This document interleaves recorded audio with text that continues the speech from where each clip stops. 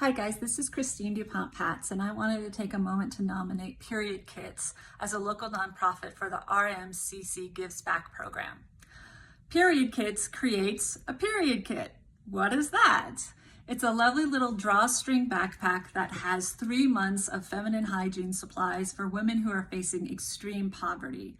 It will have pads and tampons and personal wipes and fresh pack, a 6-pack of brand new underwear for women who are often experiencing homelessness, getting out of domestic violence situations, or really facing a dilemma where they need tampons, diapers, and food, and they can barely afford 2 of those items, let alone all 3 of them.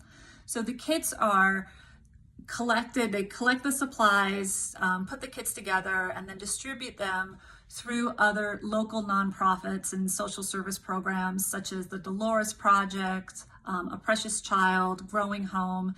They actually have a very long list of other nonprofits who would love to have some of their kits and love to have them supply them, but they barely have enough to kind of keep up with the demand that they currently have and the commitments with those nonprofits.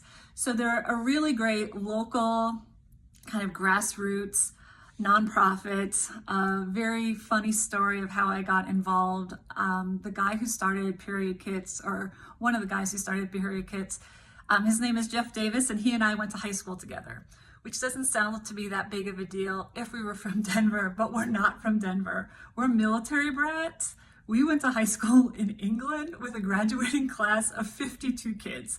So the fact that we're even here in Denver still cracks me up of like, what are the freaking chances of that? And if you would have known this guy in high school, you would have never thought he would be doing period kits. That's the reality. You just never would have thought it. But he's fantastic. He is this great outspoken spokesperson of the need of having period equity, that it shouldn't be fair that we have to pay taxes on feminine supplies, which thankfully Denver has rescinded. He is very outspoken of the need. I mean, he's very graphic he talked to some women who were experiencing homelessness and saying if it wasn't for this, it would be an old sock.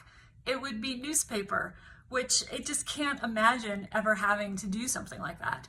So what would the money go to? It would go to supplies. It would go to helping get the product out to the women who really need it. So that is my nomination.